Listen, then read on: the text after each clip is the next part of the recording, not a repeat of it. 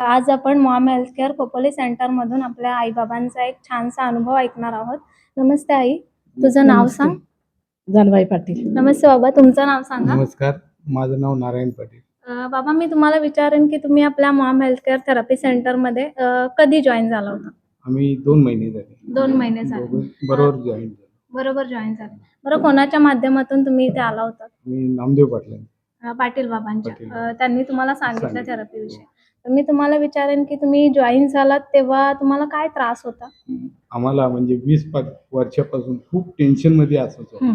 टेन्शनमध्ये असल्यामुळं अनेक आजार निर्माण झाले. शुगर वाढली, बीपी वाढला, थायरॉइड वाढला, असे अनेक आजार आणि झोप नसे यायची. झोप येत परत एक शोल्डर दुखायला शोल्डरचा लागला. त्रास व्हायचा. हां. तर बाबा, मी तुम्हाला विचारेन की या त्रासासाठी तुम्ही याच्या आधी काय ट्रीटमेंट केली 20 तसे वर्षापासून? दवाखान्यात खूप पैसे घालवले डॉक्टरांच्याकडे. दवाखान्यामध्ये.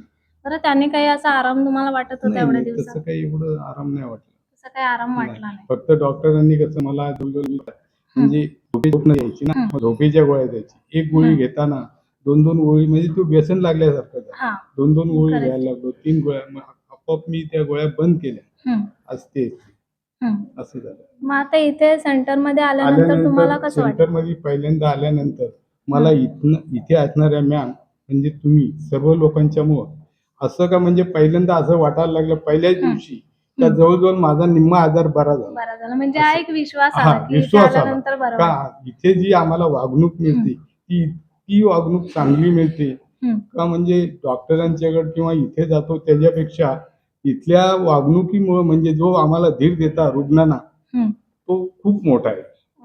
मग त्याच्यानंतर आपली मॉम मॅटची थेरपी तुम्ही घेताय, बेडची थेरपी घेताय, तर त्याने काय काय आराम पडला तुम्हाला? त्याने आराम म्हणजे माझी हे शोल्डरचं दुखणं तर क्लिअर पूर्णपणे बरं झालं. नंतर शुगर कमी झाली. शुगर किती होती तुमची? शुगर जवळजवळ 150-200 पर्यंत जायची गोळ्या खाऊन.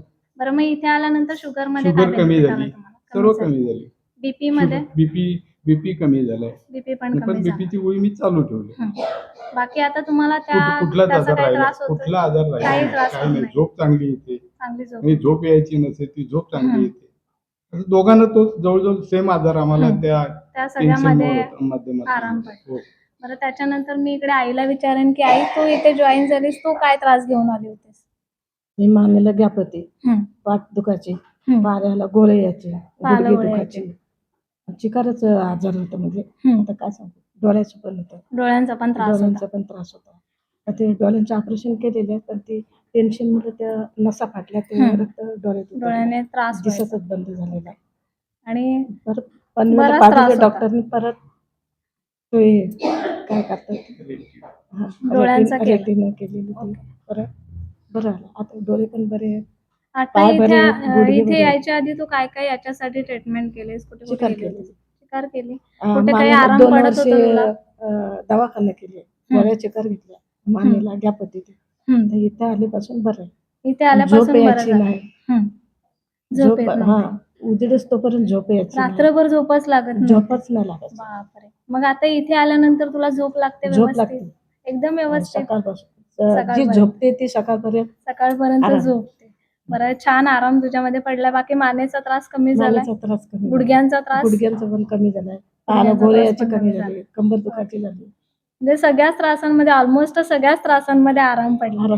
तर मी इकडे तुम्हाला विचारेन, बाबांना विचारेन की बाबा, काही दिवसांपूर्वीच तुम्ही आपली मॅट सुद्धा तुमच्या घरामध्ये नेलीये, तर तुम्ही आता घरामध्ये कशी थेरपी घेता?